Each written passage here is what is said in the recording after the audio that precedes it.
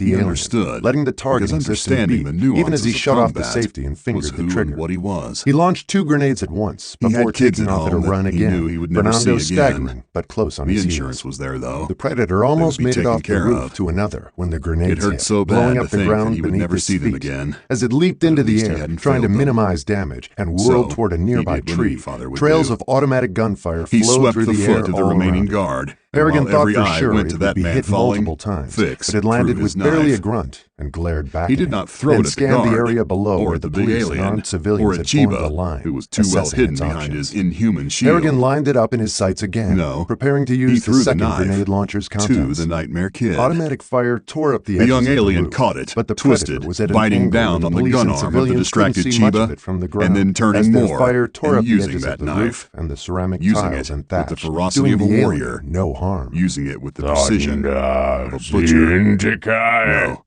The Predator shouted, raising its chin in Gutting, defiance, back ending, arched, mandibles emptying, flared, as it typed destroying. furiously on its wrist control.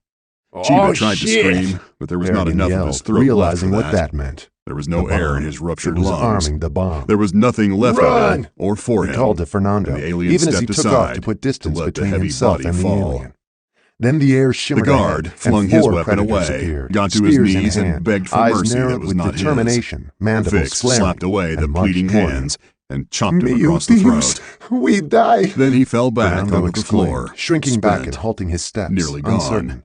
He cradled his wounded arm, fear The big shining in alien his crossed eyes. the room The in lead a few predator long stopped strides. and locked eyes with Harrigan, He stepped saying, over Fix without even looking at him, grabbed the younger alien, slapped him hard across the mouth, It raised once, its hand, twice, holding a 3D hitting him cube so of glass hard the or some lights flickered in the composite nightmare metal kid's and aimed eyes. it at Harrigan. Then Harrigan the big stopped alien running gave the and younger one a prepared to single dodge. fierce hug and shoved him What was it? roughly Some away, new weapon? adding one more Then the slap cube for flashed, emphasis. and an image appeared. A The picture of younger the predator alien who'd been staggered, attacking the swayed, favela. but His stayed on markings his feet. clear, bright, He bold held the words bloody in the knife alien up tongue and above and hissed. below. The The layout bigger alien resembled looked a at wanted it, poster. at the blood, The lead alien and nodded. Fix watched in horrified fascination It said, as the and younger all 3 alien of the other rolled Chiba predators onto his stared stomach, with contempt at slit their him injured from crown to comrade, anus, mandibles tore clicking open the rapidly fatty as they flesh, emitted some and with a kind savage of rumbling grunt clicking, tore the a form entire of laughter spine and mixed with skull out of the contempt, sumo Harrigan champion's thought. body. The injured alien It was growled, disgusting, staring at them with and it almost was challenge for a terrifying. moment, then lowering The its nightmare head and kid eyes stood there, as if in panting, surrender, admiring and the his cube trophy. went dark again. Then Harrigan, they get turned down!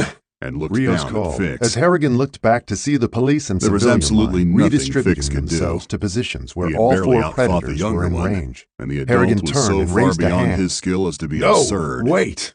This His eyes met was where Rios's. he too would die. Are you crazy? There's more. We can take The them. big alien studied Vilasa Fix for a shouted. long time. But Rios suddenly It looked understood over his head and at nodded what to was Harrigan. left of Chiba, Hold then your at the fire. knife its child held, Harrigan and sighed at the and trophy, turned back to the predators, then back to nodding. Fix.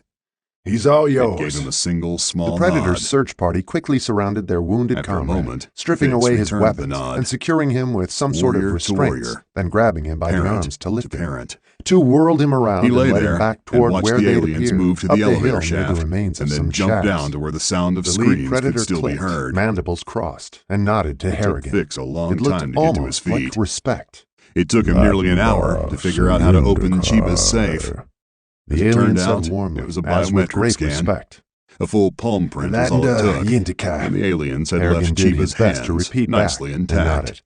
With that, the lead alien raised He a palm in stood salute, for even then longer whirled and in followed front its of the open comrade, safe, all 4 soon disappearing, smiling. as if fading into a mist, only the air was filled with smoke and debris instead. Harrigan turned back to Fernando. You okay?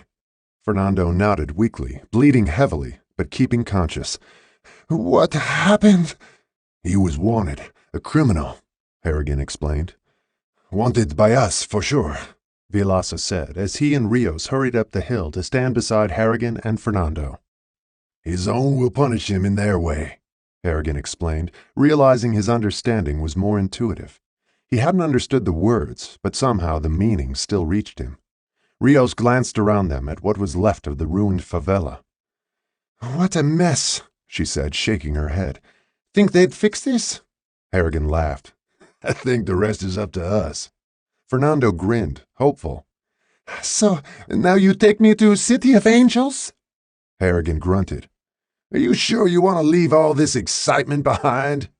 All 3 Brazilians laughed. Just a normal day in Rio, amigo. Fernando laughed, but it soon turned into a wet cough. He crossed himself.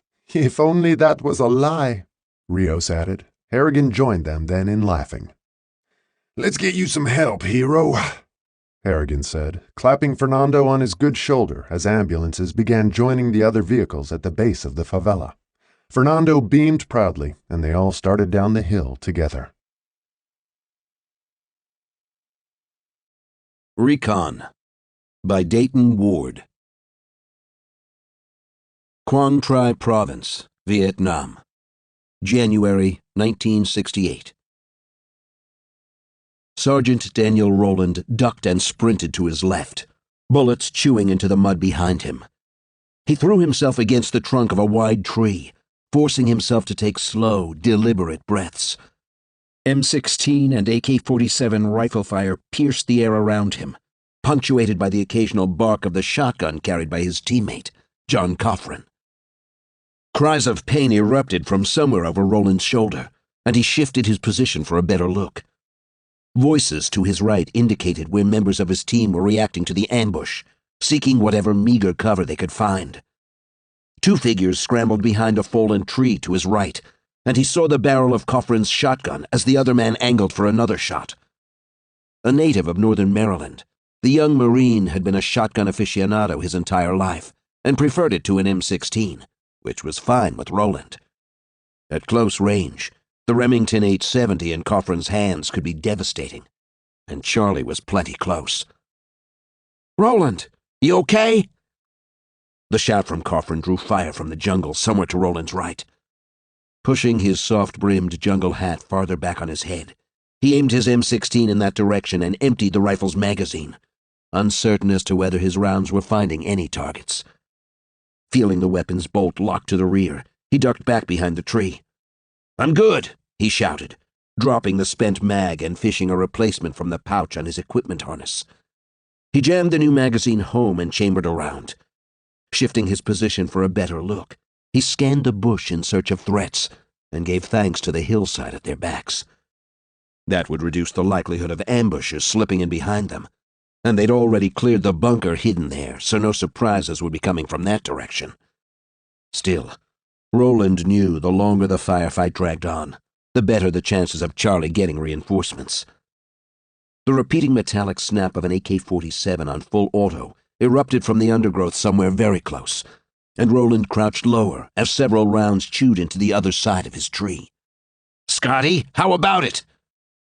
Rather than say anything, Lance Corporal Scott Pearson pushed himself to a kneeling position behind the fallen tree and fired his M79 at something Roland couldn't see. The hefty round of buckshot tore through the jungle foliage, along with any soft bodies that happened to be in the way.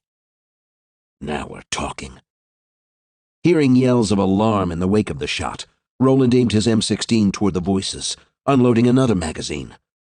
Coffrin added his shotgun, and someone else, either Bill Leisner or the team's leader, Lieutenant Matthew Byrne, was firing their own rifle. New cries and what sounded like terrified shrieks burst from the nearby jungle, followed by a wave of intense, sustained weapons fire.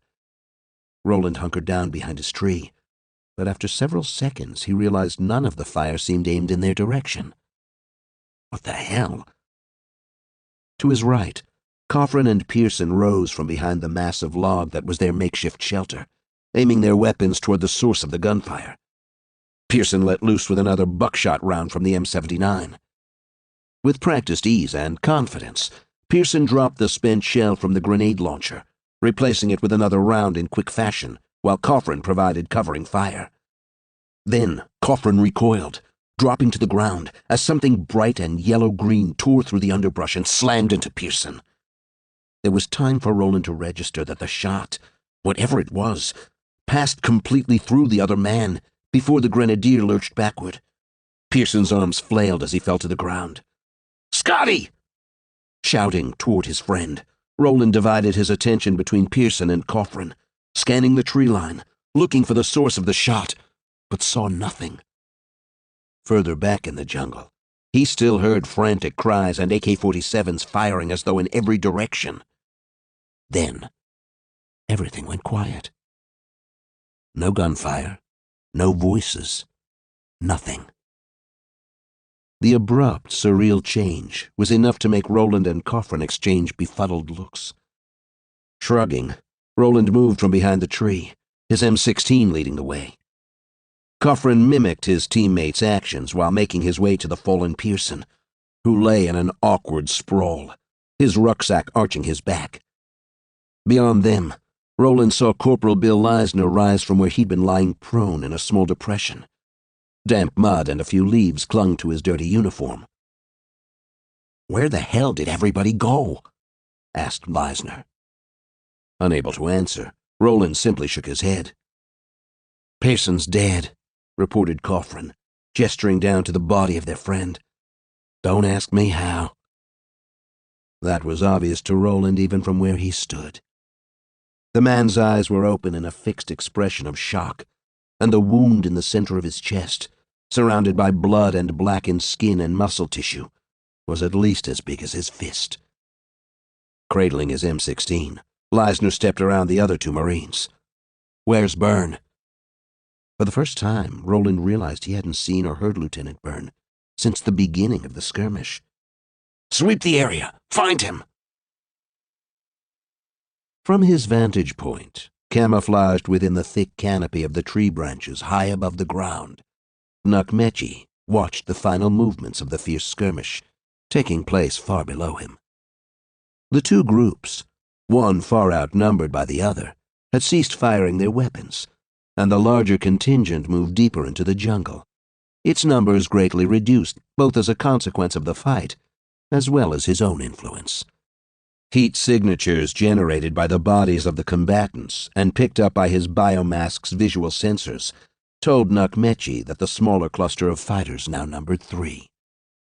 They had survived the clash with their enemy on the ground, though 2 had fallen to him, along with several others from the larger group.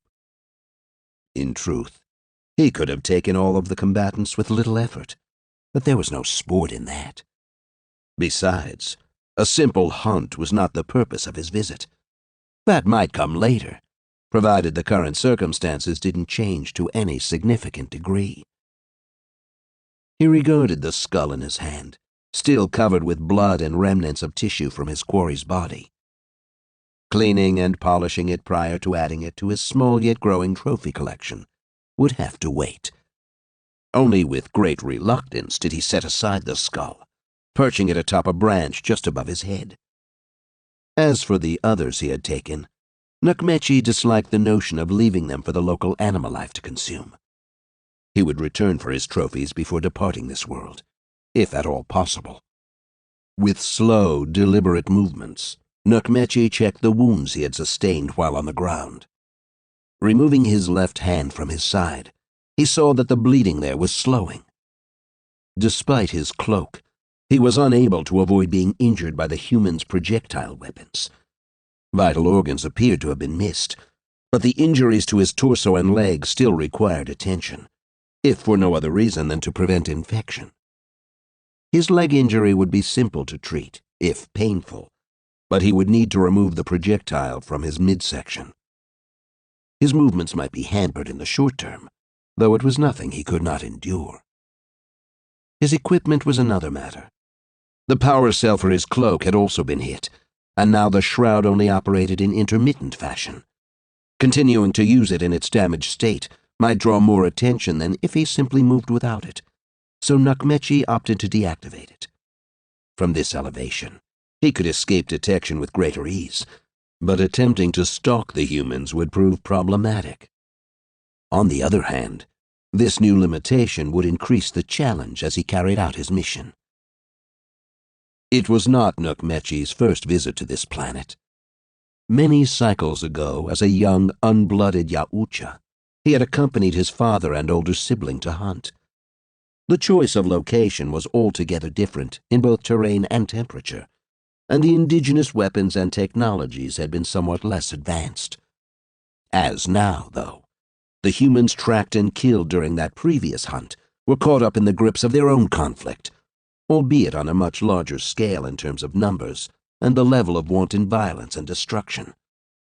The hunting had been fruitful, with the 3 Yaucha bringing back numerous trophies and other mementos to mark the occasion. For this excursion, Nukmechi traveled alone for the first time, as was customary for blooded hunters. Preliminary scouting reports of the escalating conflict on this world had drawn much interest, and many Yaucha were clamoring for the chance to revisit such fertile hunting grounds. The opportunity offered by his clan to investigate this region of the planet was one he could not ignore, and to do so on his own would also be viewed as something of a test. Based on the observations made since his arrival, Nukmechi concluded that while the invading force was better equipped and possessed armaments and vehicles not shared by its adversary, the combatants who seemed to be guardians of this region were defending it well. There were indications of influence and assistance by yet another contingent, which also wielded better weapons and technology, but their role appeared limited and confined to areas well away from here. Nukmechi guessed that situation might change, depending on how long this conflict persisted. It would be fascinating to observe, he decided. For now, the defending force seemed well suited to the battle it faced. Nukmechi guessed that a familiarity with the terrain was at the heart of the advantages these warriors enjoyed. While observing their movements, he discovered a network of underground tunnels and passages, which seemed to be all but unknown to the invaders. The tactic was noteworthy, in that it allowed the defenders to transport personnel and materiel through the unforgiving jungle almost without detection, and at speeds greater than their counterparts. It was not a true equalizer in the grand scheme of things, but it served to make things interesting. As for the invaders, they appeared reliant on their superior weapons and equipment, almost to a fault. They infiltrated enemy areas of this vast, unrelenting jungle in small numbers, using their primitive airborne conveyances to transport combatants from secure locations to these remote areas. They moved with relative stealth, as though conducting reconnaissance of their own. Perhaps they were gathering information for later use by a larger force, with a more conventional goal of securing territory and resources. This made sense from a strategic perspective, but only time would bear out such a theory.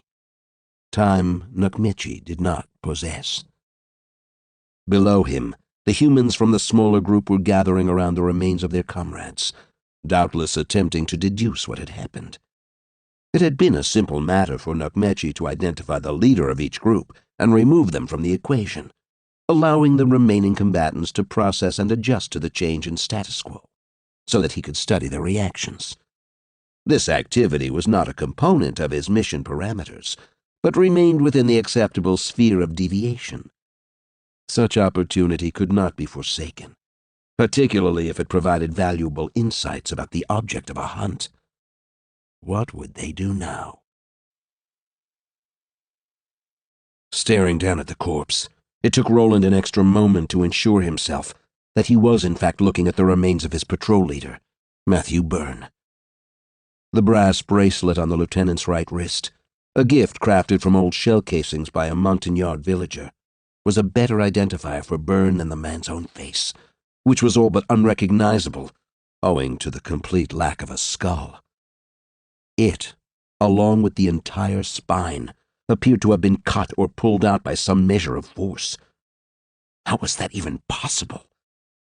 Blood was everywhere, dark red and glistening after having drained from Byrne's body to stain his uniform and equipment.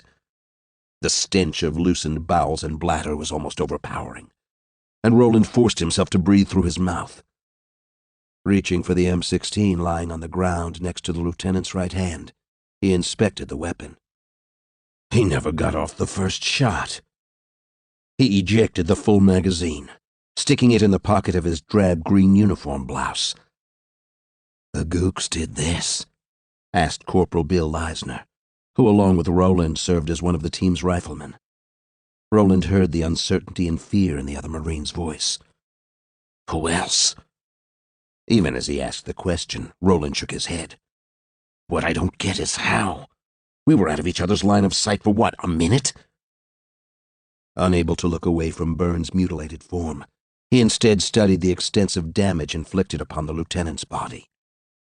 John Coffrin had been the one to find him, nearly 20 meters from where Roland was standing when the ambush came, along with the bizarre sequence of events accompanying it, which resulted in the deaths of Scotty Pewson and, it seemed, Lieutenant Byrne. "What I want to know is why they ran," said Coffrin. "You heard them, right? Something spooked the shit out of them." Roland nodded. In addition to Byrne's body, the team had found 8 dead Viet Cong soldiers sprawled in the jungle. The positions of their bodies indicated not all of them had died as a result of the recon team's return fire during the attack. 4 were killed some distance from where Leisner determined the ambush was set, and one of those had died in a manner similar to Pearson, with a massive wound punched through the center of his chest. "What the hell does that kind of damage?" "We can't stay here," said Coffrin. "The pricks we didn't shoot will be back, and they'll have friends." Glancing past the other Marine, Roland studied the bunker set into the side of the sloping hill. all but invisible in the thick jungle undergrowth. The hideaway was a shelter built from tree branches and other broadleaf vegetation designed to let the structure blend into its surroundings. So effective was the bunker's camouflage that the recon team's point man, Leisner, almost tripped over the damn thing. It was an unexpected find, yielding nothing of use or potential value, although the ambush was enough to prove that Charlie must have known they would be here to investigate. This was enough to make Roland nervous, especially in light of their mission to find any evidence of a prisoner of war camp somewhere in this stretch of the Quang Tribe province's northern boundary. Rumors about such a camp had circulated off and on for months, with nothing to back them up, and the issue was set aside as more pressing matters demanded the attention of recon teams. Things only heated up again when it became known that the son of a prominent United States senator was an Air Force pilot shot down somewhere near the demilitarized zone. If a POW camp existed in this area, it would be a logical place to take the pilot, assuming he was even still alive. Familiar enough with the region, both from studying charts and photos, as well as time spent surveying it on the ground and in the air, Roland was confident no camp was here. Regardless, orders were orders, and it had been with a degree of renewed urgency that his team was dispatched to investigate. Unlike typical force recon patrols, this outing was planned as a short hop and pop into the area, with a 5-man team to keep things light, fast, and mobile. 48 hours on the ground after a near-dawn insertion to validate or refute the intel about the POW camp, and then out, hopefully without attracting enemy attention. The plan lasted the better part of 36 hours before going to shit, as Byrne and Pearson could testify. "Remind me to cock-punch those S2 assholes when we get back," said Coffrin. "They said this place was supposed to be quiet." Roland grunted in agreement. The team's pre-mission intelligence briefing indicated no significant enemy activity or movement in the area, an assertion which had gone up in smoke. Now the question was, to what degree that intel was incorrect. "If those guys were part of a larger force," he said, "then we're in some right deep shit."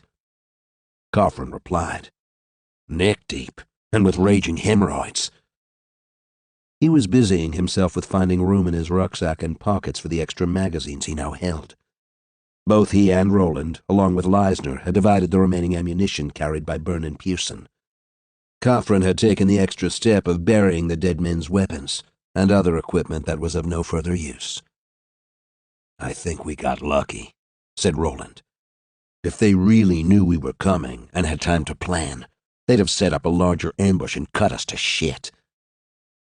The Viet Cong were notorious for their ambush tactics, which involved elaborate setups that took into account everything from weather to terrain, and involved recon and tracking activities which might take hours, and even days to bring to fruition, as they prepared to attack a targeted force. However, that did not rule out a smaller contingent performing its own recon patrol, and simply taking advantage of time and opportunity to carry out its own ambush. "Maybe we spooked them, but next time, they'll have our asses. We need to get gone, now." Removing his boonie hat, Roland wiped sweat from his face. Even with the relatively cool January temperatures, the jungle was still hot and humid. Too bad we can't call for a ride. Despite Roland's misgivings, none of the team even carried a radio in accordance with their orders. Their mission called for such stealth that in the minds of those calling the shots back at HQ, even the risk of monitored communications carried too much risk. Of course, that ruled out calling for helicopter extraction ahead of the prearranged rendezvous time and location. Like the others, Roland had memorized that information rather than marking it on the map he carried in his pocket, in the event he was captured or killed and the map found by enemy soldiers. He knew he could navigate with his map and compass to the landing zone. They just had to get there by the scheduled time. If for some reason they failed to make that rendezvous, there was a backup time and LZ location. After that, they were screwed. So let's start hoofing. "Guys," said Leisner, who was standing several yards away, "check this out." Strapping Pearson's M79 and bandolier of remaining grenades across his back, Roland moved with Coffrin to join their companion. Roland was the first to see what had drawn the other Marine's attention. It was the body of yet another Vietnamese soldier, killed in a manner similar to Pearson and the other Kong. The corpse lay face down, with the muddy ground visible through the hole in his torso. Coffrin frowned. "One of you guys packing a rocket launcher you didn't tell me about?" "He may have been the leader," said Roland, kneeling next to the body and indicating the canvas satchel slung across its left shoulder. After verifying the bag wasn't booby-trapped, he removed it from the dead soldier and opened it. Papers comprised most of the contents, along with a pair of maps, which he handed to Leisner. "Holy shit," said the other Marine after a minute studying the find. "This is a map of the province and the surrounding area. Look what's marked." The faster he talked, the more his distinctive upper Midwest inflections asserted themselves.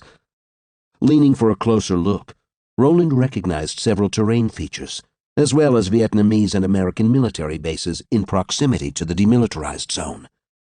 He couldn't help but note the lines drawn toward U.S.-controlled locations, such as Dong Ha, Da Nang, and Quan Tri City, along with numerous others across South Vietnam. "What are these figures supposed to be?" asked Coffrin. Leisner shrugged. "I think it's code." The group's designated translator, he could speak and read Vietnamese, including several of the trickier dialects. After a moment, the Marine's eyes widened. "Damn, I think this might be an attack plan." "Where?" asked Roland. "Everywhere." Leisner stabbed the map. "This looks like a major offensive." Coffrin asked, "When?" "Don't know. Nothing here indicates a date or time. Could it be for the attacks they just pulled?" The memories of the recent rocket and mortar assault on Quang Tri Base and other American targets just days earlier, prior to their departure for this mission, were still fresh in Roland's mind. Leisner shook his head. "This looks bigger than all of that. A lot bigger." "We take it with us." Roland gestured with his satchel toward the map. "Somebody smarter than us can figure it out when we get back." He checked his watch. "We've got about 12 hours to make it to the LZ. Let's get the hell out of here." The three humans were walking into a trap.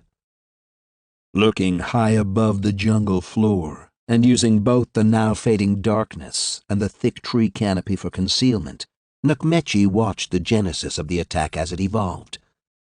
The sensors in his biomask showed him the heat signatures of the 12 bodies maneuvering into position, well away from the narrow rail that wound through the undergrowth for some distance toward a larger, wider path used by ground vehicles. In another direction, he observed that the jungle gave way to a large, relatively clear area dominated by high grass. Based on his observation of the smaller group's progress through the region, Nukmechi suspected that glade might well be a location designated for retrieval by one of their airborne vehicles. With fascination, he observed this larger force's inspection of the area, working as if to anticipate the course being charted by the interlopers, before assuming positions within the thick foliage. The group had decided on a straightforward arrangement of the individual combatants, with a portion of them directing their weapons toward the approach vector they expected their adversaries to utilize. The balance of the group was arrayed along what should be a flank, assuming the targets followed their current path through the undergrowth. It was a tactic not that dissimilar from schemes Nukmechi utilized as a young unblooded Yaucha, learning the ways of the hunt on the homeworld under his father's tutelage. Those schemes were designed to stalk and kill large game animals, though experience taught him they were useful against more intelligent quarry as well. Such appeared to be the case here. Nukmechi shifted his position, adjusting his biomask's visual sensors to increase their magnification. The trio of invaders was now visible, unknowingly making their way toward the site of the coming ambush. He had trailed their progress throughout the previous day, until they settled into a defensive position as darkness fell. Only then had he detected the presence of the enemy force. The three now were charting a course running parallel to the established jungle trail, which allowed them to utilize the undergrowth for concealment. They were not charting a direct path for the glade, But their only logical reason for being in this area, based on their past behavior, was a rendezvous just after daylight. Though they moved with stealth and alertness, they appeared to have no idea what awaited them. If all went according to plan, the attackers would be able to take their prey with ease. The ambush would be a slaughter. Feeble, pre-dawn sunlight filtered through the trees, providing the only illumination. It was sufficient for Roland to make out the ground ahead of him. Moving in a slow, deliberate fashion, he chose each step with care, stopping each time to listen and search for signs of danger. The telltale sounds of insects and even the odd bird filled the air, but otherwise the only thing he heard was his own breathing, which he fought to keep low and regular. Almost there. A nerve-wracking day spent traversing the jungle, followed by a defensive watch to get them through the night, had brought them to this point. If his read of the map and compass were correct, they were less than an hour from the primary extraction point. 60 minutes, and he and the others would be on the chopper, heading back to base. It would feel like an eternity. Unable to sleep, Roland spent the quiet hours trying to order his thoughts. There would be much to report upon their return, particularly about the strange weapons which had killed Byrne and Pearson. Were the Russians supplying some kind of new technology to the Kong? That didn't explain the dead Vietnamese soldiers, but the thing had come from somewhere. Who was responsible? The spooks can figure it out. Two short, low hisses from behind him made him pause in mid-step. The muted warning from John Coffrin told him that the other Marine had heard or seen something. With agonizing slowness, Roland placed his foot back to the ground before lowering himself into a crouch. Once there, he shifted just enough to see Coffrin. The Lance Corporal squatted 5 meters behind him, the barrel of his shotgun resting across his left forearm. Behind him, and separated by a similar interval, Bill Eisner had dropped to one knee, his M16 up and ready. Coffrin, his gaze focused on Roland, pointed toward his own eyes, then gestured toward the jungle ahead of them. Enemy spotted. Turning to look in the indicated direction, Roland scanned the jungle, searching for movement or anything which looked out of place, some shadow or shape that seemed not to belong. Though his eyes and ears told him nothing was there, every muscle and nerve ending signaled danger. Despite his best efforts, Roland felt his breathing quicken in anticipation, and his pulse now pounded in his ears. Staring into the gloom, he felt his right hand tightening around his M16's pistol grip. Something's wrong, damn it! The crack of a tree limb, perhaps 30 or 40 meters away, was like a rifle shot ripping apart the silence around them. Roland jerked his head around to look for the source, catching sight of something moving among the high branches of a tall tree. A dark silhouette scrambled as though trying to keep from falling. Without thinking, Roland lifted his M16 and sighted down its barrel. He was too late. Someone else fired first. AK-47 fire from multiple points among the dense undergrowth tore apart the night air. Roland flattened himself on the ground, glancing behind him to see that Coffrin and Leisner were following suit. Ahead of them, the gunfire continued, though now it was accompanied by something else. Hear that? It was Coffrin, his voice low. He pointed his shotgun toward the chaos. It's the thing that killed Pearson. I'm sure of it. Roland realized his friend was right. Flashes of green light, like tracer fire, but larger and slower, were raining down from the trees. Each time one of the pulsing orbs struck, they detonated like dynamite, and Roland saw a figure silhouetted by the blast. Ambush, said Leisner, who had crawled closer to his companions. Jesus, we almost walked right into it. Rifle fire concentrated on the tree that was the source of the odd light, and Roland saw the other, larger figure moving with speed and agility among the branches. Who the hell could move like that? Shouts from somewhere else in the nearby bush, anxious voices yelling in Vietnamese, were accompanied by shots. This time, the rounds were coming in their direction, and Roland and the others flattened themselves on the ground. I think they know we're here, said Leisner. Exchanging his rifle for the M79 slung across the top of his rucksack, Roland breached the weapon and exchanged the buckshot round, for one of the high-explosive shells from the bandolier he'd taken off Scotty Pearson. Leisner was already firing his M16 into the brush, and Coffin added 4 shots from his Remington shotgun. Raising his head, Roland caught sight of 2 enemy soldiers crouching behind a fallen tree. "Fire in the hole!" He aimed the M79 and pulled the trigger. A second later, the grenade struck the tree in front of the enemy soldiers and detonated. Roland saw both men fall back and out of sight. For the first time, he realized that all of the other shooting seemed to have stopped. "How many?" he asked, dropping to a knee. Coffin, bracing his left shoulder against a thick tree, fed new shells into his shotgun. 10 or 12 at the start. No idea now. "Over there!" shouted Leisner, elevating his M16's muzzle as though sighting on a target well above the ground. Roland tracked the other man's aim in time to see the dark figure scrambling among the high branches. The thing was huge, far larger than a man, and crossing gaps between trees that were too far for any normal person to negotiate. Its size and agility were matched only by its speed, which was almost too fast to follow. Coffin unloaded his shotgun while Leisner emptied another magazine from his M16. None of the rounds seemed to find their mark as the shadowy figure lunged from branch to branch.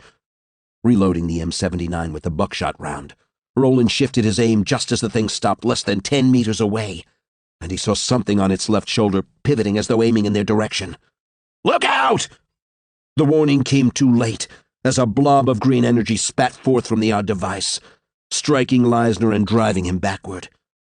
Roland saw the bolt drill through the corporal's chest and chew into the damp, muddy ground behind him. Already dead, Leisner fell in a limp heap, his jungle hat falling from his head and revealing his open, unseeing eyes. "No!" Roland aimed the M79. Before he fired, he had time to note the figure's bizarre appearance. A helmet that covered its face, and clothing that looked more like mesh covering a massive, muscled body. A belt and harness carried numerous items, none of which Roland recognized. What the hell is it? He pulled the trigger and the thing started to move, but the grenade was faster. The expanding cloud of buckshot hit it full in the chest, knocking it from its perch and sending it crashing toward the ground. Out of buckshot, Roland loaded the launcher with one of his remaining high-explosive rounds. He aimed the weapon where the thing had fallen. Was it still alive? Where had it come from? He started to advance, but stopped when he felt Coffin's hand on his shoulder. "Listen," his friend hissed, and pointed toward the sky. "Choppers!" The pain was severe, yet manageable.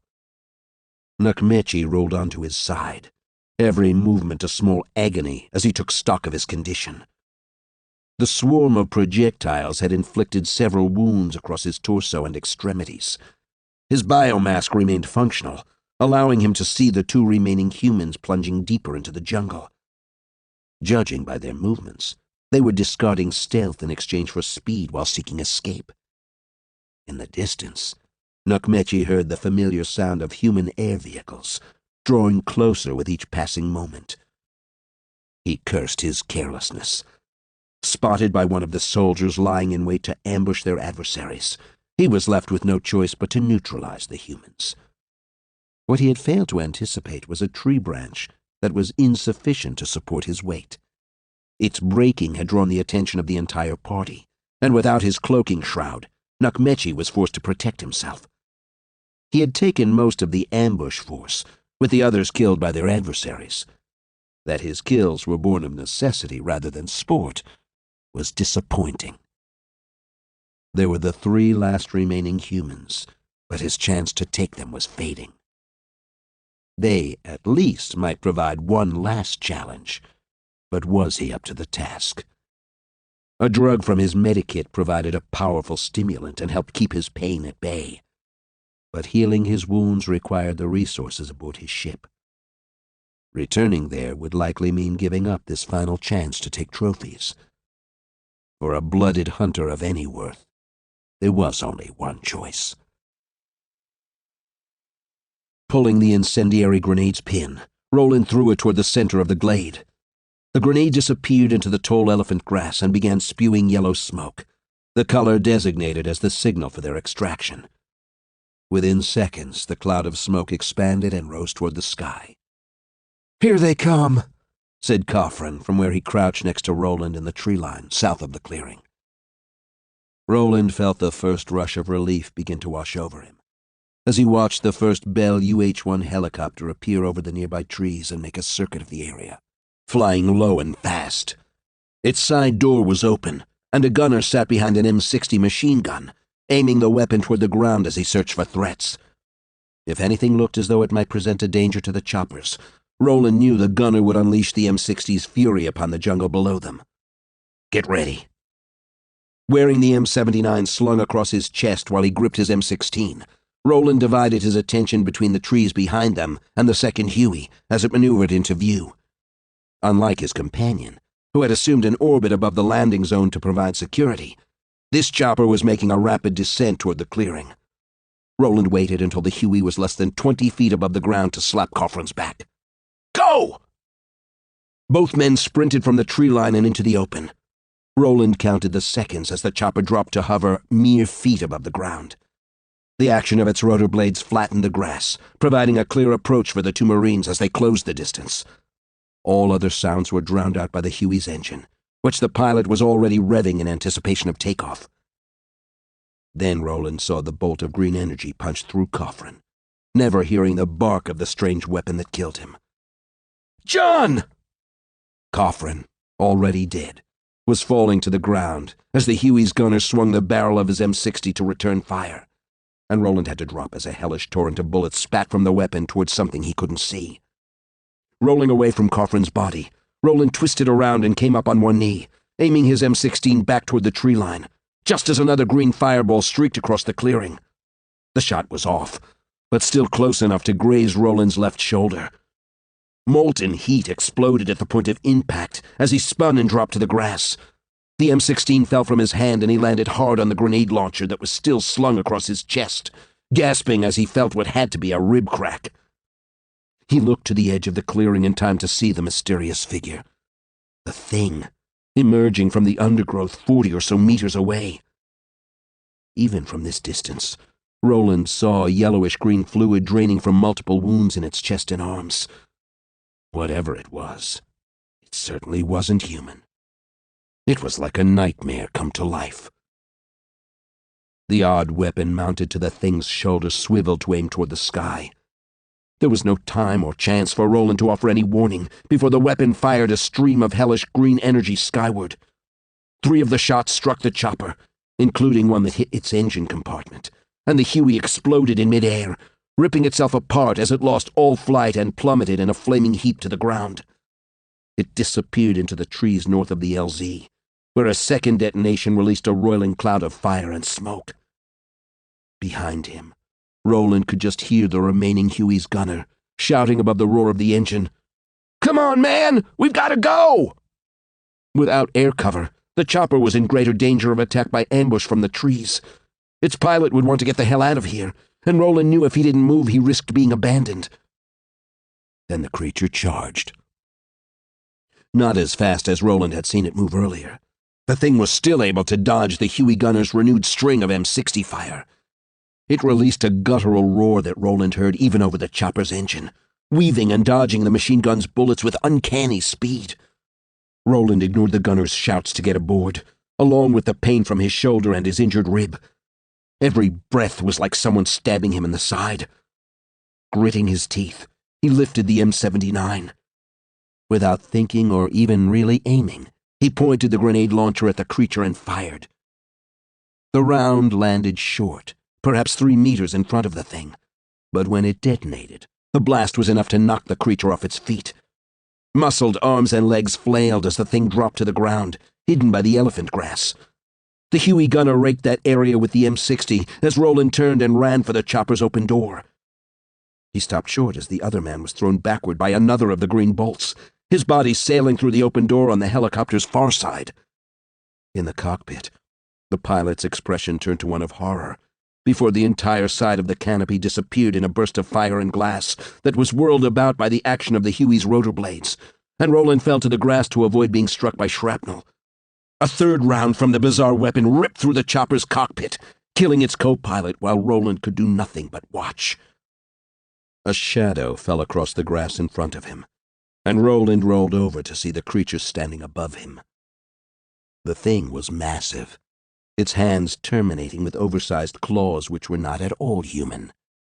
Its left arm hung limply at its side, and the same pale yellow-green fluid ran from dozens of wounds across its body.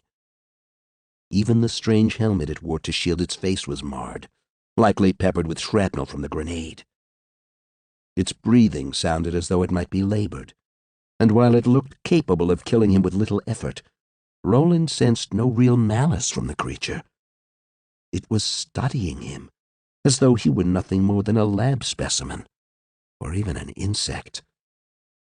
"What the hell are you?" Nukmechi was dying. His wounds from the explosive, coupled with the injuries already sustained, would prove fatal if left untreated.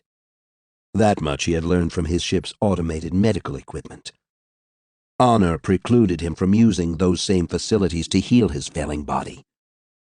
While he had successfully completed his mission, the records of which would be returned to the homeworld with or without his being alive to accompany them, he had failed to carry out the hunt. One might argue that the exercise was unsanctioned, and therefore not subject to the rules and codes observed by all-blooded Yautja. Nukmechi chose not to exploit such a faithless interpretation of the rituals which had defined his people for uncounted generations. He had failed. Therefore, his life was forfeit. Sitting at the controls of his ship, Nukmechi studied the flow of information being relayed to him through the vessel's network of scanners and recording devices. From orbit high above the lush blue-green world, he was able to watch the land battle currently underway in the section of continent he had left behind. If the data from the scans was accurate, the invading or occupying force, with its superior weapons and equipment, was currently enduring simultaneous armed incursions at numerous locations across the region. The attacking force, which seemed to call this land home, had launched a massive, multi-pronged offensive. It was a bold strategy, its scope rivaled only by its audacity and synchronicity. Nukmechi suspected the targets of this attack would retaliate, bringing to bear all of their supposedly greater weapons and technology. The question was whether their spirit would be broken by this assault, or fueled by a need for vengeance. Regardless, it would be something to behold, though he would not live to see it. He cared not at all about which side might be the victor. It was the thrill of the conflict which drove him, as it did all true hunters. All that remained for him was to verify that his ship would follow its programmed course home, and that the report of his mission was safeguarded until it could be studied. He was confident his findings would be greeted with much enthusiasm by those eager to partake of a new challenge here on this world, which already had afforded so much in that regard. This much was embodied by the skull sitting before him on the console. Despite his injuries, Nukmechi had taken the time to ensure it was cleaned and polished, ready for display along with the rest of his collection. His prey deserved such respect, for this was a proper trophy, taken from the remaining human who had proven a worthy adversary. If Nukmechi harbored any regrets, it was that he would never again partake of such rewarding contests. This prize, along with his report, would provide his clan with all the assurance and encouragement they needed to return to this world and relish in the sport it continued to offer. Hunting here remains fruitful. Game World by Jonathan Mayberry. Chapter 1. Who's ready to die? The words blasted out of the speakers, and 1,000 voices roared back in one huge, inarticulate bellow of bloodlust. The club's owner, Sake Chiba, grinned like a ghoul. He was dressed in a glittering green suit with pinned-back collars and a pair of lizard-skin shoes that cost more than most soldiers made in a month. Hogarth Fix watched him from the competitor benches, shouting when the others shouted, screaming when they screamed. "Who wants to see blood on this deck?" growled Chiba, pointing a stiff finger at the metal floor on which he stood. The pentangle was not padded or sprung. There were no mats, only unforgiving steel and paint. All of the colors were bright whites and yellows, so that blood would stand out. There was always blood. Most of it was red. Some of it was human. All of it was spilled for pay. Fix sat at the end of the second row of fighters. He wasn't on tonight's card, and with any luck, wouldn't ever have to step into the pentangle. He was a good fighter, maybe as good as most of the men and women here, but men and women weren't the only things he might have to fight. In the Special Forces, they taught you how to win fights by any means necessary, including a hell of a lot of ruthless, no-compromise hand-to-hand. But they usually sent their operators in, loaded down with guns, knives, and explosives, and wrapped in body armor. Chiba wasn't about that. Fighters wore spandex shorts. The women were allowed a sports bra. No cups, no pads. Tape on the hands, but no bite shields or Kevlar 4L. No spider silk limb pads, none of that. Meat and muscle, blood and bone, and the advantages of knowledge and experience. Against monsters. Last night, the title match featured a big Serbian kid who had served 5 tours with the Interglobal Soviet People's Army, and who had a win record in mixed martial arts matches on Earth of 28-1. Moose of a guy. Fix wouldn't have wanted to meet him in a dark alley with anything short of a shoulder-mounted rocket launcher. The Serbian went in as the odds-on favorite, and if he had thrown down against any of the other guys on this bench, he might have walked out. Instead, they shoveled him into a body bag, the parts of him that the tiger hadn't eaten. If you could call that cocksucker a tiger, transgenics is a funny thing. The body was tiger, but the jaws hinged open like a snake, and the neurotoxin sacs in his mouth were from a pufferfish. The Serb lasted longer than anyone would have guessed once Chiba trotted the beast out of its cage. 87 seconds. Everyone in the first 6 rows were speckled red. That was how this worked. If the Serbian had beaten the tiger, or even lasted the full 3 minutes, he'd have pocketed enough cash to buy a farm on one of the terraformed moons. A good-sized farm, too. Maybe grow hashish for the crews of the long-range haulers. Instead, the cleanup crew had collected enough of him for burial purposes, and his participation fee, a few thousand, went to his mother back on Earth. Fix wasn't sure what kind of message went with it. Probably airlock failure. That was always popular. Sake Chiba was still whipping the crowd up for the next bout. He was a big man himself, a former sumo wrestler from New Osaka, who'd retired while he was still on top and invested half his money in promotion and the rest in technology stocks. He was one of the new class of trillionaires who seemed unable to stop making money. His latest enterprise, Game World, was technically off the books, but people knew about it, whispered about it, bragged about having been there. Chiba was why Hogarth Fix was here. Not the fights, not the mutant monsters, not this fucking crowd of bloodthirsty, privileged dickheads who spent insane amounts of money to watch illegal matches. Chiba. If you wanted to bet on it, have sex with it, eat it, or kill it, Chiba could set it up.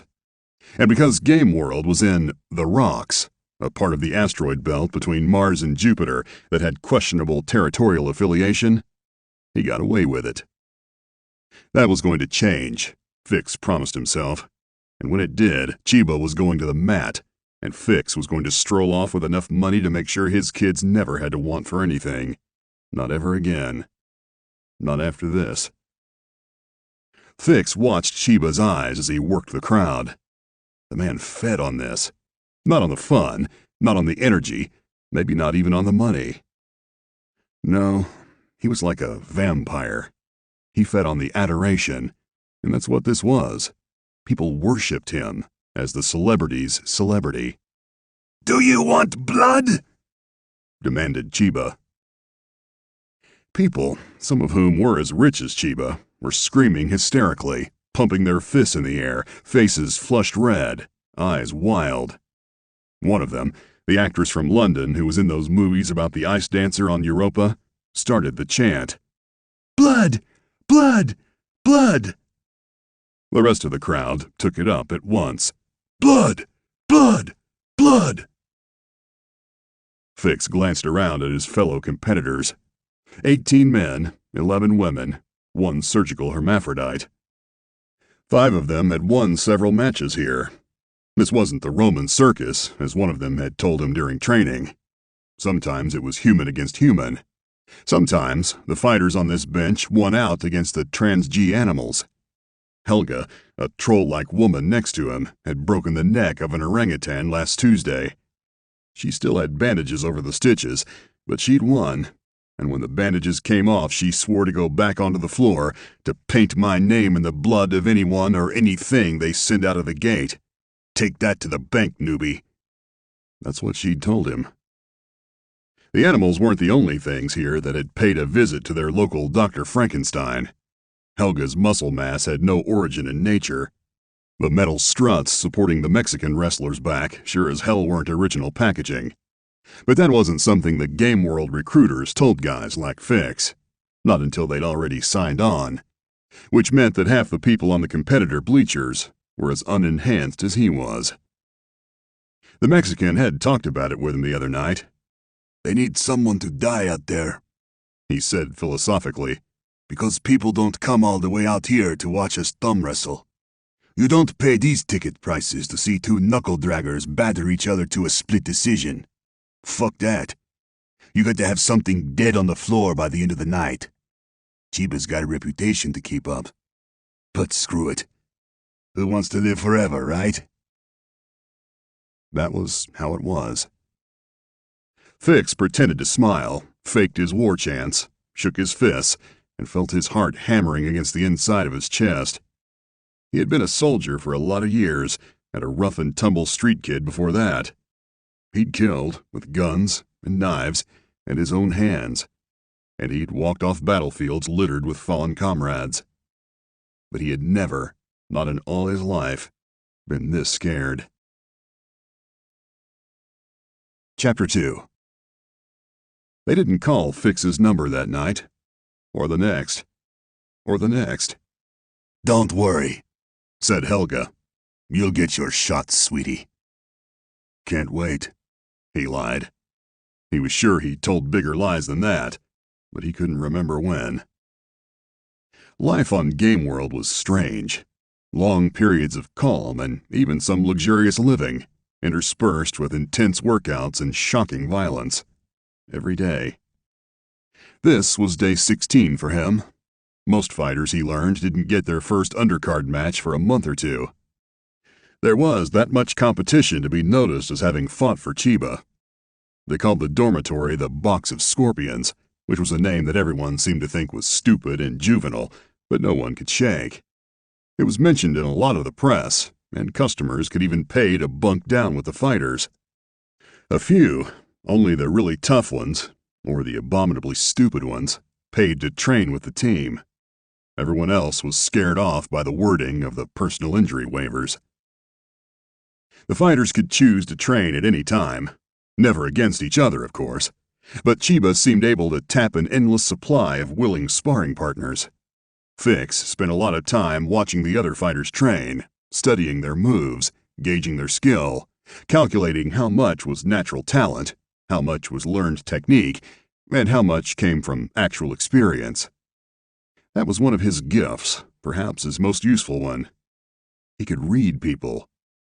He'd been able to do it growing up in the slums of Gary, Indiana, fighting for food money, fighting for money to keep his 3 younger sisters fed and dressed and healthy after their single mother rode a needle into the big black. It served him well, even against better fighters, when a judge suggested he box in a local gym or spend 6 months in juvie. It helped him when another judge suggested that the military might be a better calling than working a prison detail mining precious metals on an asteroid. And it had kept him alive all through his 12 years humping battle rattle around the solar system.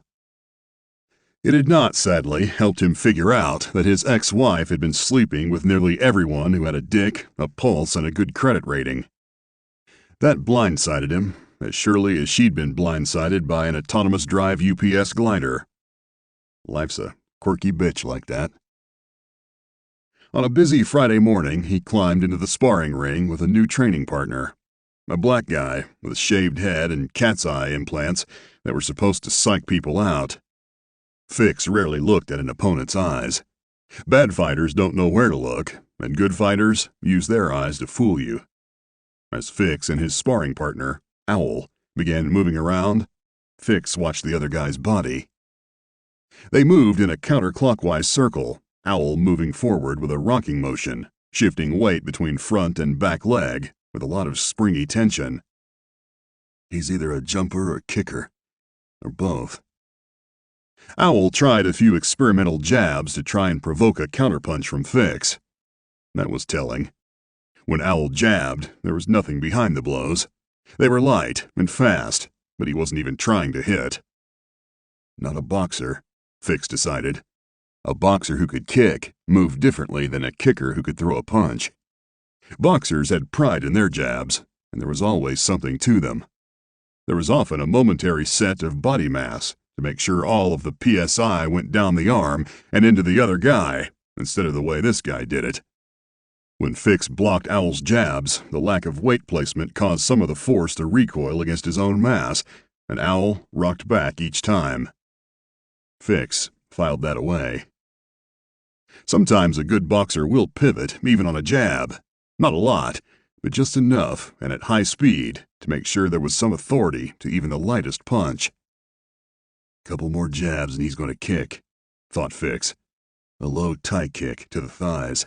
Something to keep me from outpacing him. It was inevitable. Owl jabbed, faked, jabbed, and then kicked. A Muay Thai shin kick. Very, very fast. Fix evaded it because he saw it coming yesterday, and could have swept the man right there and then. He could also have J-stepped into him, checked the kick on his hip, and done some of what his old coach had called neighborhood work. A series of body blows designed to bruise the ribs so bad that breathing would take too much effort. Fighters who lose their wind lose their fights. Owl was good, but he wasn't good enough for Game World. Some of the trainers and staff were wandering around, watching the sparring matches. Out of the corner of his eye, Fix saw Chiba come in, and that split second of inattention earned him a creditable front kick to the gut. Fix rode it backward, letting the kick spend its force as a push, and then he danced sideways and let Owl chase him until Fix caught his breath. Owl seemed to think he was winning the fight because he charged after Fix with a series of mid-height kicks that would have done a lot of damage had any of them landed. Fix worked his way backward and around, not letting the kicks drive him to the edge of the ring, but instead tapping the incoming legs and using the force of his taps to power sideways cuts and jags. The kicks were very fast, and as Owl got more frustrated, the kicks carried more power. Too much. Fast kicks using snap were okay for a flurry, but heavier smashing and thrusting kicks used more of the kicker's body mass to deliver them, and that drained energy. Fast. Owl was sweating heavily, and the match clock said they'd been going for only 2 minutes. Then, Owl's frustration overwhelmed his common sense, and he tried to close the deal with a huge, max-power spinning heel kick. Had it connected, it would have knocked out Fix and everyone he was related to. But it was too big a kick for a match like this. Fix could have gone out for a sandwich and a cup of coffee and been back before that spin brought Owl's heel anywhere near his intended target. The problem was, Owl had committed so heavily to it that Fix was going to have to dent him to keep this from getting truly ugly. Fuck. He stepped in, chin tucked, shoulder hunched, and checked the spin at its source by jamming hard against the thigh. It was where the spin was most vulnerable. And because there was no other way of wrapping this up, he did some neighborhood work. He could see the look of confusion and then understanding in Owl's eyes as the man realized how badly he had underestimated his opponent. Fix was in his late 30s, and his hair was prematurely salt and pepper. Bad posture and scar tissue made him look like someone who'd been living the hard life. He looked older, slower, and smaller than he actually was. Owl went down to knees and palms, choking and gagging and trying to breathe. Fix sighed and stepped back, feeling sorry for the man. When he turned away, he immediately stopped, because Sake Chiba was standing 10 feet behind him. The big sumo wrestler was smoking a fat European cigar and grinning. "What's your name?" he asked. Chapter 3. They were in Chiba's office, which was the size of most hotel lobbies, seated on opposite sides of a huge hardwood desk that must have cost a fortune to ship all the way out here, where everything was plastic or metal. One wall was filled with shelves crammed with trophies and awards from Chiba's days as a pro wrestler. The opposite wall was a massive glass aquarium in which transgenically designed mermaids swam. There were harsh laws about human-animal hybridization, but Fix thought that the upper halves of each mermaid was a real adolescent girl. There was a vague look of self-aware horror in the oversized eyes of the swimming creatures. It was appalling. Behind the desk was a wall safe with a massive steel door and a complex locking mechanism set with several kinds of biometric scanners. Fix longed to raid that safe, but there was no chance in the universe that he'd ever even glimpse what was inside. More than he'd ever need in 10 lifetimes. Shit, even if that vault was stacked floor to ceiling with currency, it couldn't be more than a drop of piss to someone like Chiba. The man was worth, according to the financial news, $6.6 trillion. His beer money would pay every bill Fix would ever have and still leave enough to buy Texas. Chiba waved him to a seat and poured them both a good knock of gin over frozen cherries. "That was a very interesting exhibition," said Chiba as he settled into his own massive chair. "Just a sparring match, sir. Al's got some nice moves. Made me work for it." Chiba grinned. "Bullshit. I saw 11 separate times where you could have hurt him and you didn't. I could see that you didn't. Not until he gave you no choice." Fix sipped his drink, said nothing, waited. "Why not?" asked Chiba. "Just a sparring match," Fix repeated. "Ah," said Chiba, brightening. "You didn't want to go all out because there were no stakes." "That's part of it, sure." "Let me guess the rest. There were other fighters in the room. You didn't want to school them on how you really fight." Fix nodded. "That's about it, boss." Chiba swallowed half his drink and sat crunching a cherry, his eyes studying Fix. "You're ex-Army?" "Yes. Been out for a while now." "Special Forces, as I understand it." "Sure." "Where did you see action?" "Here and there. Lots been going on around the system. Mostly by the time they sent us in, things had either gone to hell or cooled down. The movies they make glamorize it, but we didn't do anything too crazy." "Oh? It's my understanding that you were a team leader when Spec Ops breached the prison ship after it had been taken over by the inmates." Fix said nothing. The records of that mission were sealed. No one outside of the military high command should be able to read that file. Chiba continued. "Then there was the Rubio cartel on Mars that got wiped out virtually overnight, and the rescue of the ambassador and her entire staff. A 12-man team goes in and saves the lives of 86 people in a hot zone. 117 hostiles dead." "Shall I go on?" "Guess you don't have to." The big man nodded. "And now you're here." "Now I'm here." "And why is that, Mr. Fix?" "If you know everything about me, then you already know why I'm here." "Fair enough," conceded Chiba. "You have 3 kids. Your wife is dead and you're sinking in debt. Your youngest, is her name Daisy?" "Daisy," said Fix hoarsely. "Daisy. She has cancer. Your health coverage doesn't begin to stretch far enough to cover the medical bills.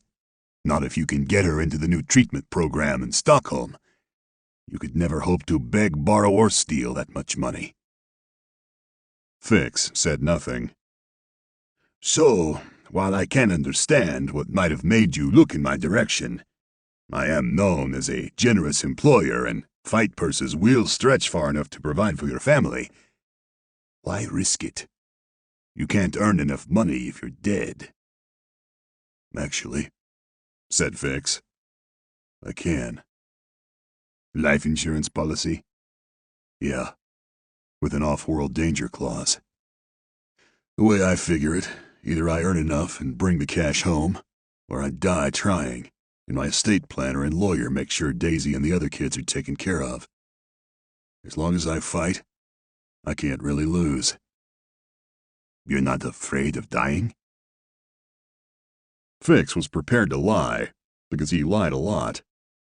He didn't give Chiba a lie in answer to that question. "Of course I am. But I'm a lot more afraid of failing my kids." Chiba finished his drink and poured another. Then he sat back and studied Fix for a long, quiet time. A slow smile formed on his face. "I'm not sure I can remember the last time I was impressed by personal integrity." Thanks. "But I like you. I like the moves I saw downstairs. I like the fire I see in your eyes. And I even like the fear I see there. Ruthless fighters are a dime a dozen. They're entertaining in the short term, but boring overall. You, on the other hand, might be something else. You're not fighting because you hate everyone or because you're dead inside. No, you're fighting for love. Not sure I've ever seen that before. Certainly not on Game World." Fix sipped his drink. His pulse had suddenly jumped. "I want to offer you a fight," said Chiba. "Okay," Fix said neutrally. "Kind of why I'm here, though, isn't it?" "I'm not talking about a brawl with one of the lunkheads in a box of scorpions. No. I have a special card coming up, and I've been looking for exactly the right fighter for it." "Why is that me?" "Because I like what I saw today, and I like what I've seen in your military record. You are that rare kind of counterfighter that is a kind of scientist of combat. It's there in the after-action reports from your Spec Ops missions, and it was evident in the way you fought Owl. You analyze, you deconstruct and assess, and then you adjust your own fighting style accordingly. That's an old samurai skill, and it's very much the way I used to fight. It's why I won so many times. It's why I'm good in business, because I study my opponents and can anticipate what they will do, how they'll move, when they'll act." Fix studied Chiba over the rim of his glass as he took a micro sip. "If you're talking about asking me to fight a grizzly or some shit, then I don't see that as a real career opportunity for me. I trip and fall out of an airlock and the insurance company will still pay off to my kids. I don't need to be humiliated in some stunt match." "Stunt match?" echoed Chiba, mildly miffed. Then he shrugged. "Sure, okay. You got me on that. The rubes love them, though." "I'm not a rube." "No," agreed Chiba. "But that's really not the kind of fight I have in mind. No bears, no tigers, no growth-enhanced centipedes. And I don't think I want to waste you on mouth-breathers like Helga or the other idiots you've been bunking with." "Who's that leave?" "Not who," said Chiba, beaming at him. "It's really more of a what." Chapter 4. "What in the hell is that thing?" Chiba and Fix stood on a catwalk above the lighted rim of a containment tank. The tank was circular and 30 feet deep, with smooth walls and a floor covered with straw and piles of dark green matter that stank like shit. Fix realized it probably was shit, despite the color. There were bones and pieces of torn meat scattered around the pit. No bed. No furniture. A single figure stood in the center of the pit, staring up at them. "I have no idea," said Chiba happily. "How can you not know? You made it, didn't you? Or your pet scientists?" Chiba shook his head. "No, I told you. This isn't one of my genetic toys. Quite frankly, none of us know what this thing is. And isn't that wonderful?" Is it human?" stammered Fix. Chiba pointed down at the creature. "Human? That? You tell me." The thing was vaguely manlike in that it had 2 arms and 2 legs, a muscular torso, a head, and 2 eyes. Beyond that, any resemblance to humanity faltered and died. It stood a little over 6 feet tall, and its limbs were packed with dense, corded muscle. It had skin as pale and mottled as a mushroom. The hands were hideous, with long clawed fingers ending in wicked claws. Fix couldn't see its face because it wore a helmet of strange design, but braided hair hung like dreadlocks down to its shoulders. The only clothing it wore was a pair of trunks made from dark brown leather and some kind of netting that covered its limbs and massive chest. Some of the netting was torn, Fix could see, and there were green lines, like scars, crisscrossing its body, and from a few of these thin lines, a more luminous green oozed. Chiba noticed him looking at that and said, "Blood. My science guys are having orgasms trying to figure out its chemistry. It's nothing they've ever seen, which makes them all very, very happy. They're badgering me about whether they'll be able to publish, which, of course, they won't." He grinned.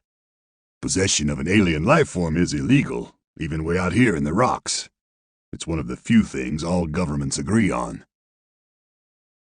"Alien? It was discovered in the wreckage of a crashed ship on the dwarf planet Ceres," said Chiba. "They're terraforming Ceres, you know, doing a nice job of it, too. They found a lot of wonderful mineral deposits and a lot of water ice. More than the surveyors said to expect. But they never expected to find anything as remarkable as this." "This is incredible. God, how come everyone doesn't know about this? This changes... Shit, it changes everything." "Sure, I could sell it to a government or a museum and make a quick billion. But let's be real. That is very small change compared to what I can make with this thing in my stable of fighters." Fix shook his head. "If you put this thing on a title card, everyone's going to know about it." Chiba snorted. "Oh, I have that covered. We can bounce a video signal out to the rim, jog it around a bit, and then send it back as if it comes from somewhere outside of anyone's territory. Our signal boosters are on military-grade stealth satellite pods with EMP and explosive failsafes. Trust me, Mr. Fix. I've been doing this for a long time." Fix nodded. Someone as rich as Chiba had more than technology on his side. He could afford to bribe, threaten, or own key people in the agencies that were supposed to regulate or arrest people like him. They stared down into the pit. "My people tell me that you will need at least $1 million to pay for your daughter's treatment over the next few years. And you'll need half of that to settle debts and care for your other kids. Round it up for inflation, and you need $2 million. Does that sound fair?" Fix cleared his throat. "Yeah. If you can last 3 minutes with our friend down there, I will pay you $9 million.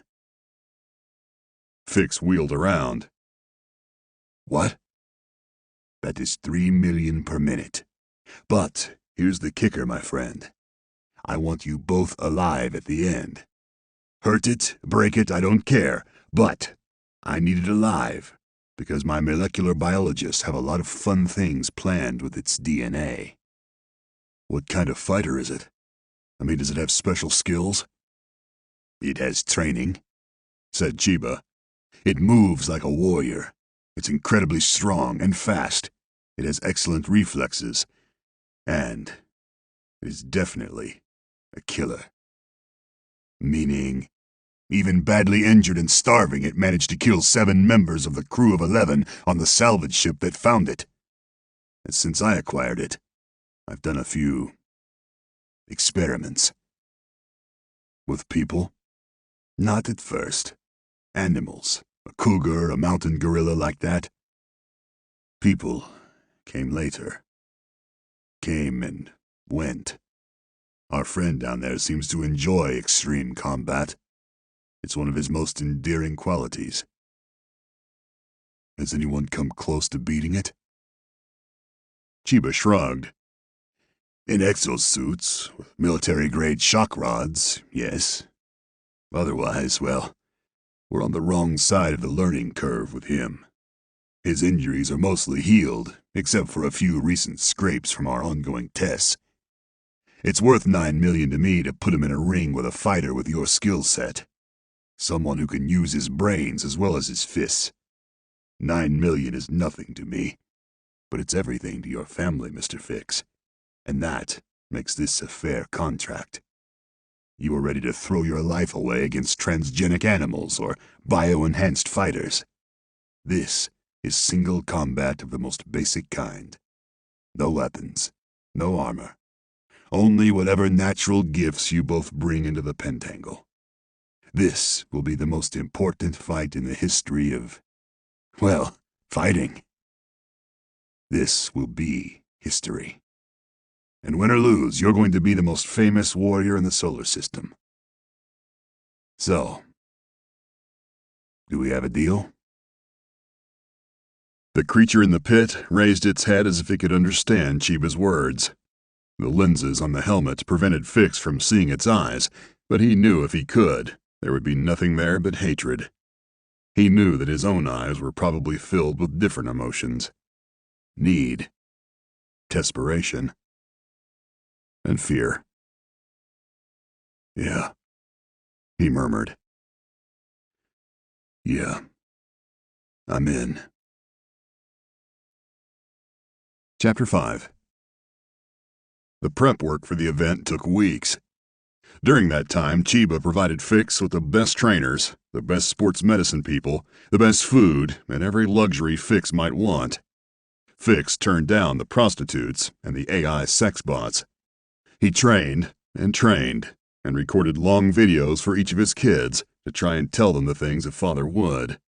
He repeatedly requested the chance to view any video files of the tests conducted with the creature that involved combat, whether against humans or animals. Chiba refused on the grounds that it would pollute the integrity of the event. With each day, Fix felt his tension growing. He slept badly and had to eat antacids by the handful to keep from throwing up his guts. The doctors gave him shots of vitamins, and they monitored his health, often offering sleeping pills, dream gas, or medical sex therapy, but Fix bulled through without any of that. This was going to be tough enough without his brain being fogged. After a while, though, he forced himself to try and get more sleep, to meditate, to eat a saner diet of protein-rich foods. The weeks melted down to days, and then hours.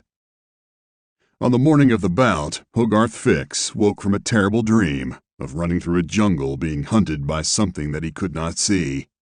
Something that filled the air with flashes of red that tore through flesh and bone, and stone and trees.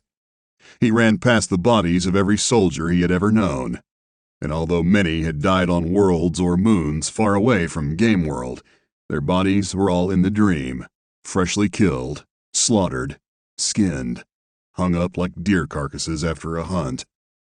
The invisible thing pursued him all the way into a trap, a cave filled with the skulls and spines of all of those dead, a mountain of them. Fix fell to his knees and looked around at the walls, seeing trophies hung there. The skulls of the great hunting cats, cave bears, elephants, alligators, and more, dinosaurs and other creatures Fix had only ever seen in museums. All dead, all conquered. He sank to his knees. A sound made him turn, and behind him, in the cave's mouth, a massive form was appearing out of nowhere. At first, there was only a shimmer, and then it appeared. Monstrously tall, massively built, heavily armored. Dreadlocks whipped back and forth as the creature looked around its trophy room. It was much bigger than the thing in the pit, impossibly tall. It raised one arm, fist closed, and a set of 3 wicked metal blades sprang from sheaths built into the gauntlets. There were smears of fresh blood on those blades. Fix looked down at his own stomach and saw that his shirt and flesh were torn. His guts slid out and flopped wetly to the ground between his knees. Fix screamed himself awake.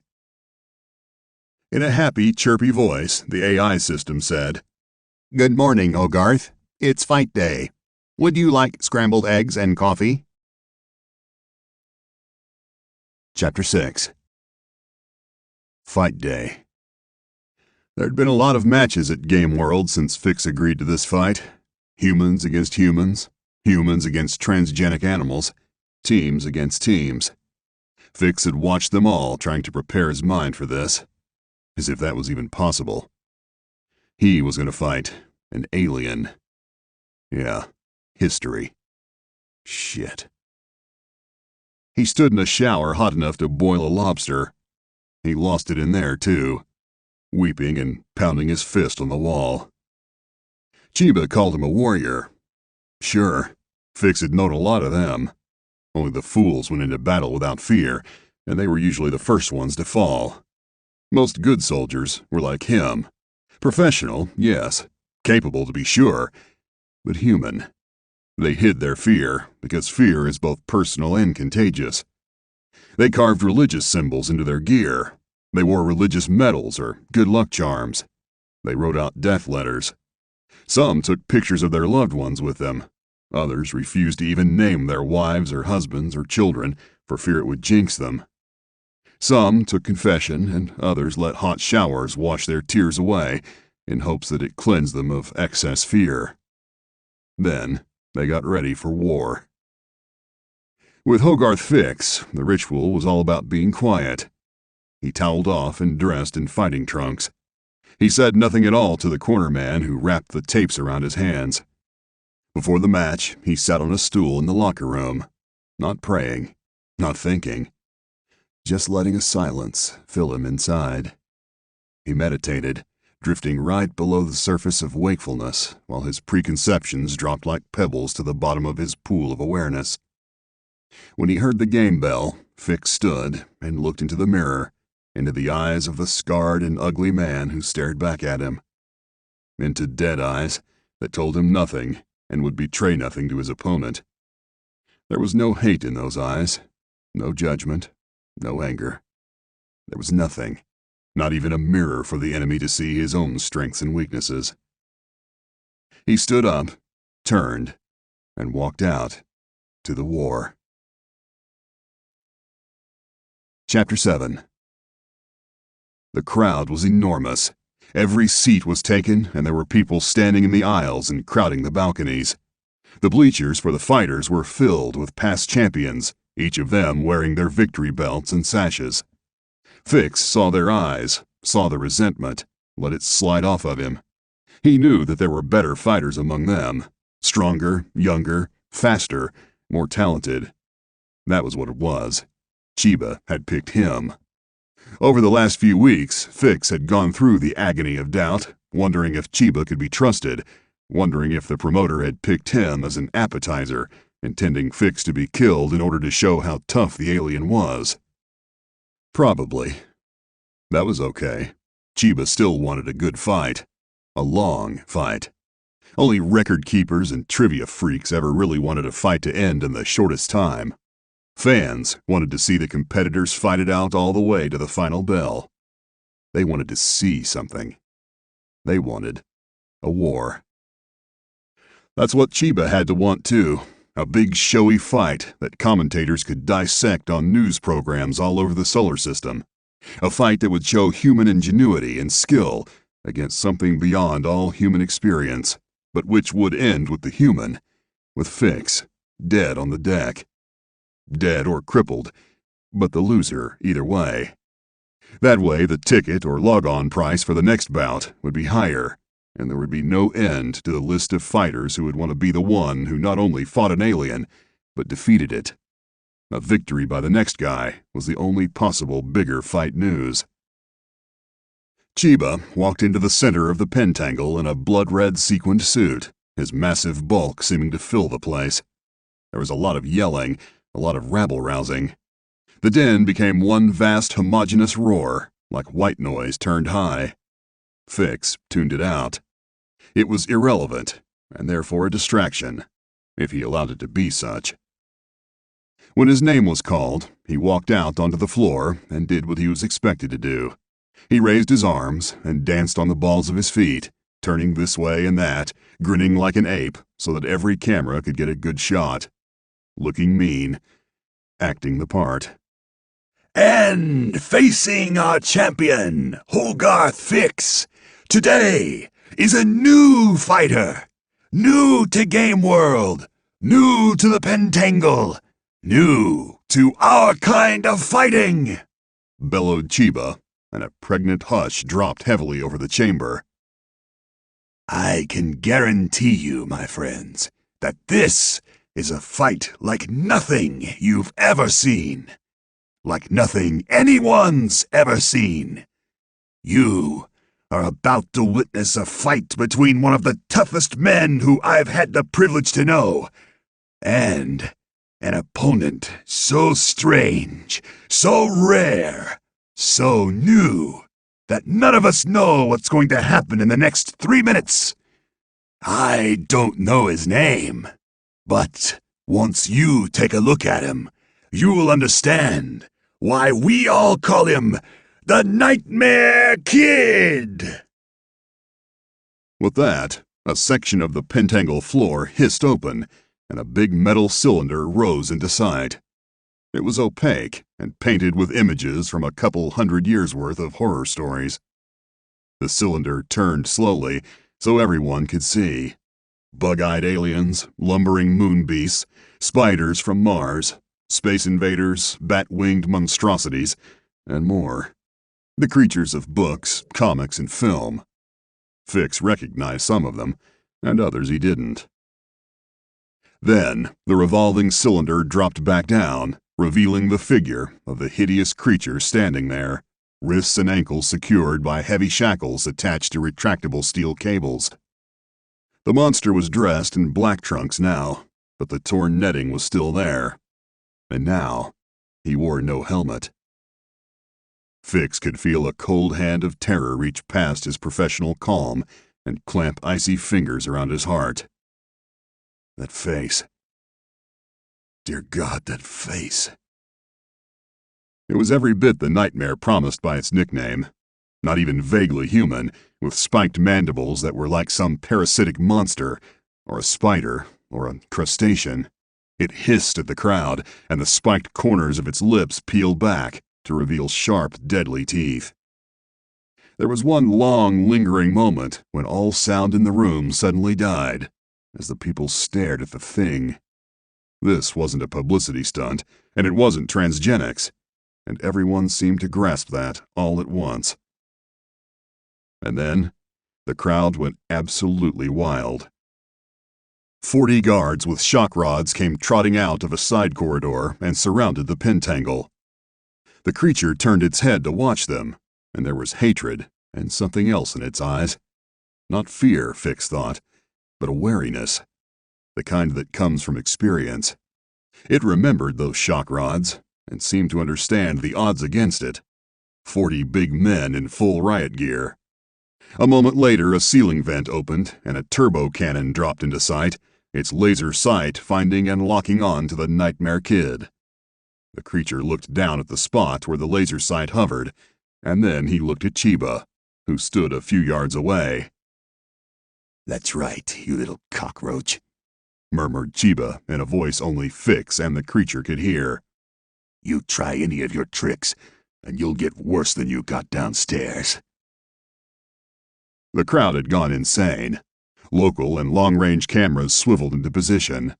A senior tech gave Chiba the thumbs up. "All of the subscribers are logged in, boss. We are live from Neptune to Mother Earth." Chiba returned the nod and amped up the wattage on his grin. "Are you ready for blood?" he roared to the crowd. Their response shook the whole place. Everyone was cheering, even the fighters on the bench. "Then, let's put 3 minutes on the clock," bellowed Chiba, and a large digital display showed the time in seconds. It was a more dramatic countdown. 240. Chiba stepped off of the pentangle and took position behind 6 of the biggest guards. "Shackles off!" he yelled, and the bonds disengaged on ankles and wrists and were whipped out of sight beneath the floor, which closed over them.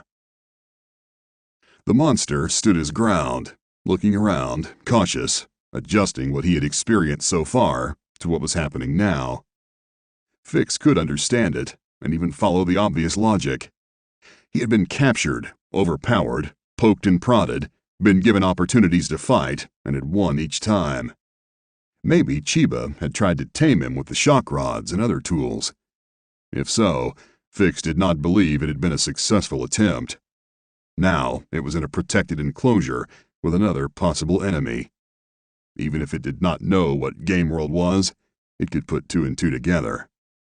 This was a fight. It turned toward Fix. On impulse, Fix raised his left arm, fist clenched. It was a salute, but also a test. The creature considered him, then it too raised its arm. Fix saw a tiny twitch of its right shoulder before it raised its left. That was very interesting. Did that mean it was right-handed? Did it mean that it was conditioned to salute, and to do it with its right? If so, why did it use its left? In straight imitation? Maybe. Fix was right-handed too. Chiba yelled out the Japanese word to begin. "Hajime!" The clock started. The crowd roared. The creature instantly shifted its stance, feet wide, knees bent, body leaning forward, the muscles of chest and shoulders and biceps tensing, making a show of it as it let out a terrifying, challenging roar. The movement was tribal and ritualistic, and telling. Then it attacked. The monster was fast. Good Lord, it was fast. For all its size and bulk, it seemed to turn into a blur as it came straight at him, claws slashing toward Fix's throat. The claws cut only air, though. Fix saw the muscles tense in the creature's thighs and calves, read the coiled power, knew the lunge was coming. Nothing moves without some kind of tell, not even the greatest fighters in history. The body is an interconnected series of tightly meshed ligaments and muscles, bones and movable flesh. When one part of the body moves, there is always a compensating flex or shift. The best fighters can minimize this so that they appear to go from 0 to full speed without any intermediate process of acceleration. Fix was good at that.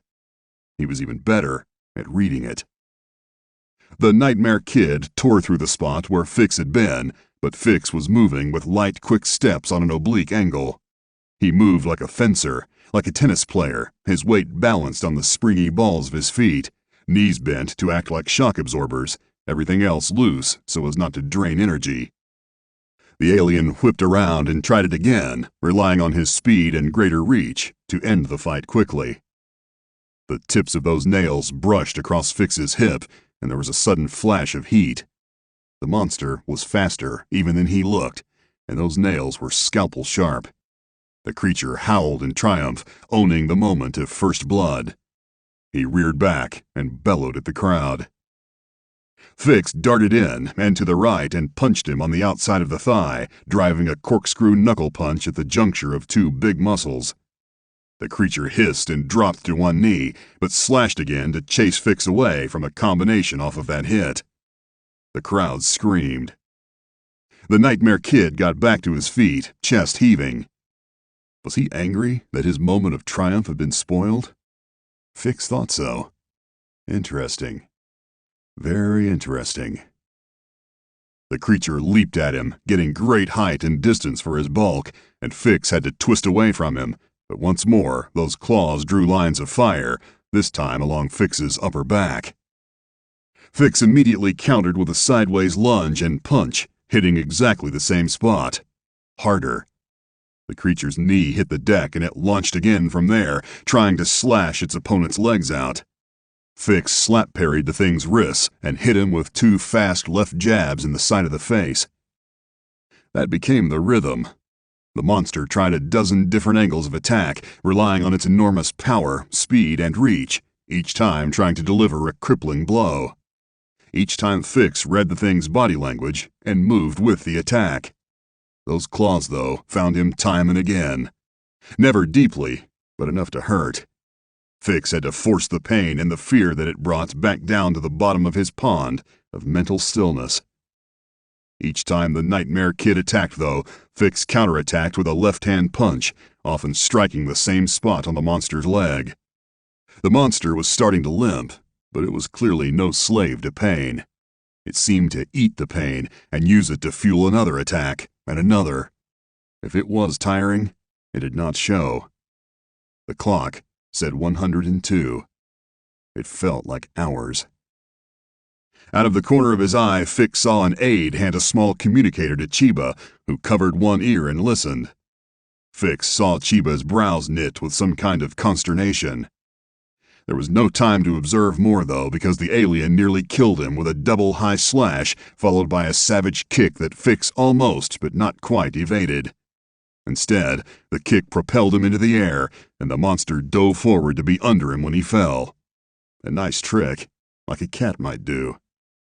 Fix tucked and turned and came down feet first, stamping down onto the monster's arms and missing the claws by inches. Fix pitched forward and rolled, came out of it without rising and spun on the floor, sweeping the monster as it charged after. The Nightmare Kid fell hard and lay stunned, but Fix wasn't fooled. The landing wasn't hard enough to do that much damage. It was a trick, and Fix wasn't buying. Instead, he backed up and began circling, waiting for the creature to stop playing and rise. It did, but when it was halfway up, Fix attacked, punching it once more in the leg, pivoting backward off the impact so that he was chest to back with it, and then laying into the thing with some hardcore neighborhood work. He drove solid punches into kidneys, if it had kidneys, ribs, under the shoulder blades, into the vulnerable soft spots below the armpits. He worked it fast and hard, torquing his body for maximum power, then bailing fast by skipping backward. The creature went down onto both knees, and for a moment it looked like it was truly dazed. But it got back to its feet once more and began stalking Fix. There was something different in its eyes now. Fix wanted to call it a loss of confidence, but that was probably only partly true. It had the muscle and stamina to win this. Fix was breathing heavy, and there was still 1,000,000 years to the end of those 3 goddamn minutes. Fix was bleeding from a dozen shallow cuts. The alien didn't even look bruised. It limped, though. There was that. 73 seconds on the clock. Christ, might as well be forever. Chiba was on the far side of the pentangle, and Fix frowned as he saw the big man moving away, heading toward his private elevator, his 6 men surrounding him. Some of the crowd were looking at Chiba, others were talking on private communicators. More than half the crowd was no longer looking at the fight. The Nightmare Kid did not seem to notice any of this. Instead, he lunged in again, and this time his claws tore into Fix's left forearm, detonating white-hot agony. Fix kicked it in the knee and backpedaled to safety. His arm was hurt, the finger sluggish, blood welling thickly from 2 deep cuts. With a howl of pure animal joy, the monster came at him, driving in toward Fix's left side, confident that its opponent was crippled. Fix knew that there was a time for playing the game Chiba wanted him to play, and there was a time to fight for his life, for his kids. He accepted the rush and then shifted left, pivoting to kick at the monster's knee, but then launching a series of blows with his right. With his dominant, much faster right. He'd underused it all through the fight, training the monster to regard him as a left-dominant counterfighter, schooling it for this moment. The creature was tough, but it was also strangely naive. It bought the fiction, and it built its strategy around it. And now, Fix made him pay for that lack of perception. As the Nightmare Kid slashed, Fix leaned out of the strike path and hammered its forearm with 2 punishing blows, to the point where the muscle stretched thinnest behind the wrist. Then he stamped on its foot, grinding hard to break bones. Then he headbutted it, accepting a deep cut on his own forehead to break one of the mandibles. He grabbed with his bad left hand, needing only a marginal grip, and hit the monster with a series of brutal, full-speed snap punches to throat, groin, eyes, throat, heart, throat, temple, and throat. Then he sidestepped, cocked his right leg, and heel-kicked the same point on the thigh he'd been hammering since the fight started. The creature went down, and Fix shifted behind him, and was 1 microsecond away from grabbing its head to try and snap the thing's neck, when the wall behind the fighter's bleachers exploded. The force plucked Fix and the Nightmare Kid up and hurled them into the audience, chased by a storm cloud of flaming debris and bleeding body parts. Fix hit 2 people in the face and heard necks snap as he fell. He landed badly and lay there, nearly unconscious, blinking through blood and smoke and madness, taking in what happened next in haphazard images. There were flashes of red lightning, or laser pulse blasts, something like that. Fix fought for consciousness. People screamed and fell. When a red blast caught someone, they simply flew apart. Customers trampled each other, clawing and fighting, kicking and biting to escape. Someone yelled, "It's the police!" But that was stupid. It was wrong. Hurt as he was, Fix knew that. The police used machine guns and lead bullets even out here, and they used high-intensity gas guns for microgravity EVA fights. Who the hell used pulse guns outside of deep-sea mining? Chiba was banging on the button for his private elevator, his face pale with panic, eyes wide. He had a pistol in his hand. His guards were battering at the crowd, using the shock rods to keep them away from the elevator door. Some of the fighters, those few who had survived the explosion, had grabbed chairs, fallen shock rods, or anything else they could grab, and were crowding toward whatever had breached the wall. Fix saw them fall, one by one by one.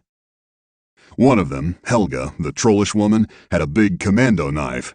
God only knew where she'd gotten it, and with a furious battlefield shriek, dove into the smoke.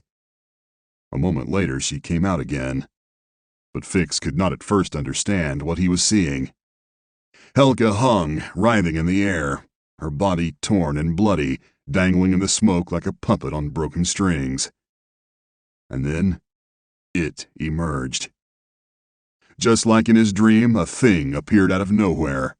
There was a shimmer in the troubled air, and suddenly a form took shape. Monstrous, unnatural, armed and armored. It held Helga up, and now Fix could see that 3 steel claws had been thrust entirely through her body, and the bloody tip stood out from between her shoulder blades. The creature wore the same kind of helmet that the Nightmare Kid had worn when Fix first saw him. The pale flesh of its body was covered in the same netting, but instead of a simple pair of trunks, it wore complex armor, hung and fitted with exotic weapons. Knives and guns and other things Fix could not begin to identify. The monster was huge, much bigger than the creature Fix had fought, at least a foot taller and half again as broad in the shoulders. The brute peered at Helga, seeming to take note of her musculature, her scars. It made a series of weird clicks, sounds nearly lost beneath the screaming, and then it flung Helga away.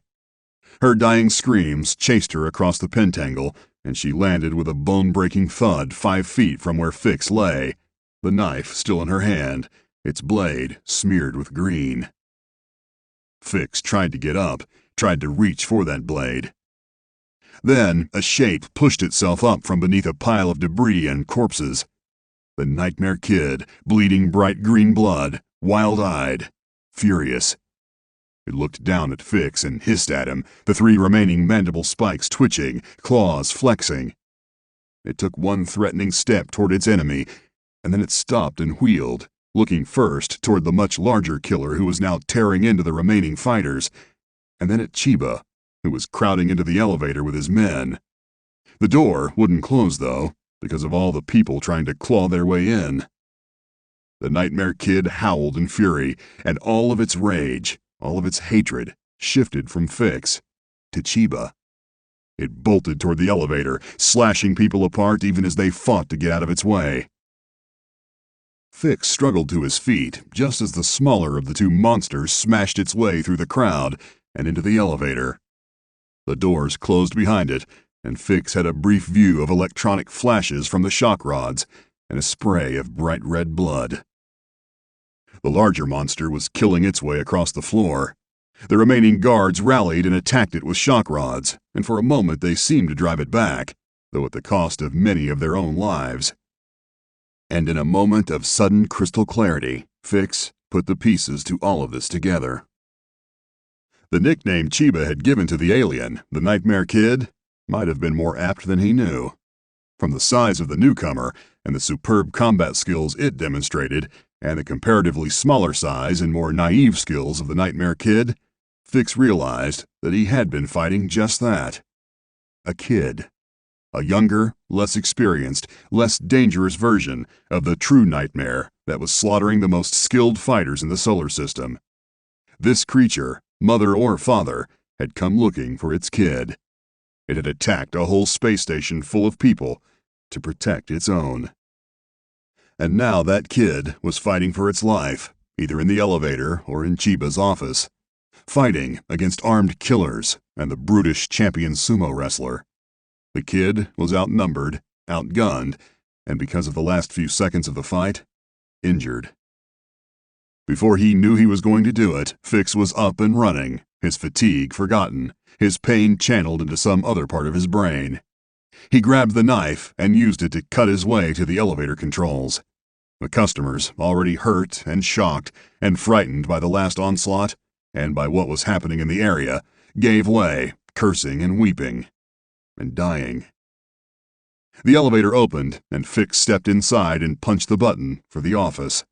The walls of the lift were smeared with human and alien blood, and 3 of the 6 security men lay in broken heaps on the floor.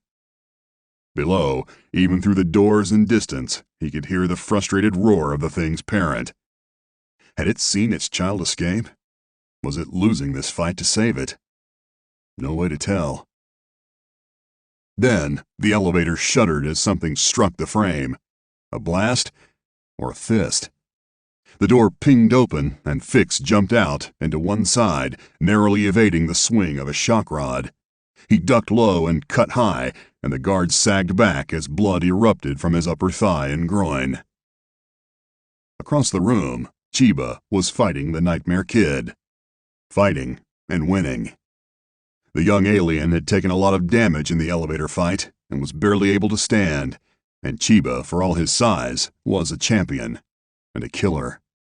He battered the alien with one after the other of devastating blows. Even so, the kid kept fighting. It was clear it was never going to stop fighting. Maybe it was the thing's nature. Maybe its culture. Whatever. It was losing the fight that would kill it, but it was going to make Chiba earn that victory. The 2 remaining guards were torn. Help their boss? Or stop Fix? They split the difference. One of them rushed over and jabbed the Nightmare Kid with his shock rod, which made the creature stagger down to hands and knees.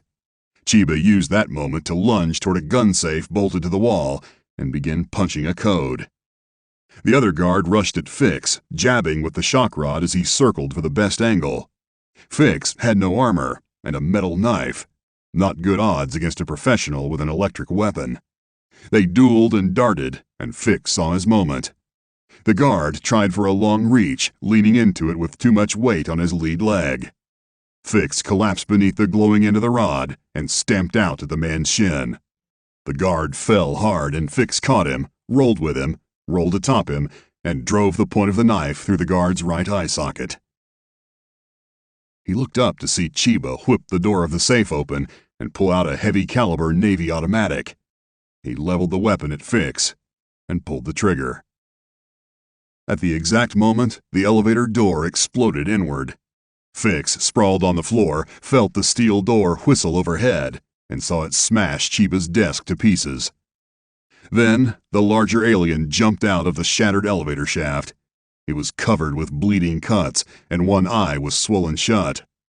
Some of its weapons were smashed and melted from multiple impacts of the shock rods.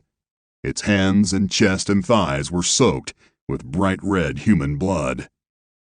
Chiba shoved the remaining guard toward the alien, wrapped a powerful arm around the smaller alien's throat, and jammed the barrel against the Nightmare Kid's head. "No!" roared the sumo champion. The moment froze. The big alien stood there, panting with exertion and pain, glaring at the humans in the room. The smaller alien hissed, but did not struggle to break free.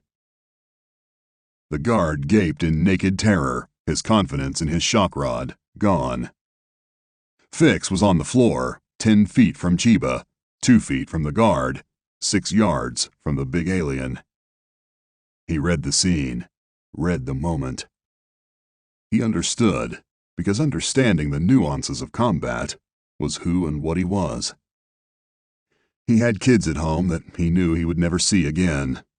The insurance was there, though. They would be taken care of. It hurt so bad to think that he would never see them again, but at least he hadn't failed them. So, he did what any father would do.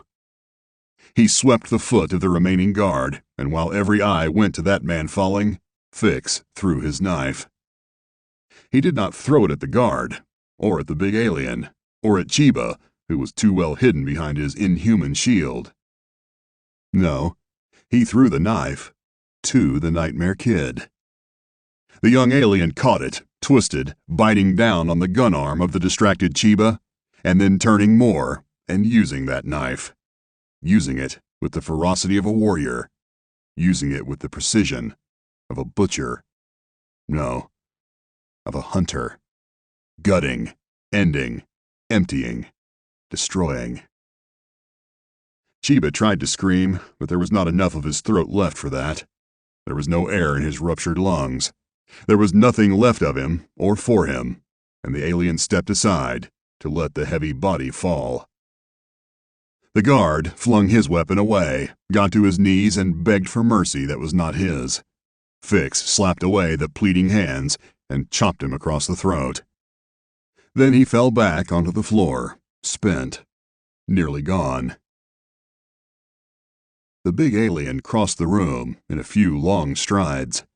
He stepped over Fix without even looking at him, grabbed the younger alien, slapped him hard across the mouth, once, twice, hitting him so hard the lights flickered in the Nightmare Kid's eyes.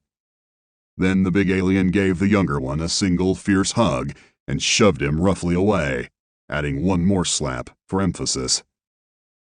The younger alien staggered, swayed, but stayed on his feet. He held the bloody knife up and hissed.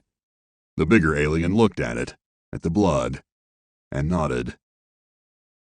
Fix watched in horrified fascination as the younger alien rolled Chiba onto his stomach, slit him from crown to anus, tore open the fatty flesh, and with a savage grunt, tore the entire spine and skull out of the sumo champion's body.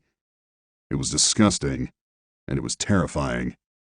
The Nightmare Kid stood there, panting, admiring his trophy. Then they turned and looked down at Fix. There was absolutely nothing Fix could do. He had barely outfought the younger one, and the adult was so far beyond his skill as to be absurd. This was where he too would die. The big alien studied Fix for a long time. It looked over his head at what was left of Chiba, then at the knife its child held, and at the trophy, then back to Fix. It gave him a single small nod. After a moment, Fix returned the nod. Warrior to warrior. Parent to parent.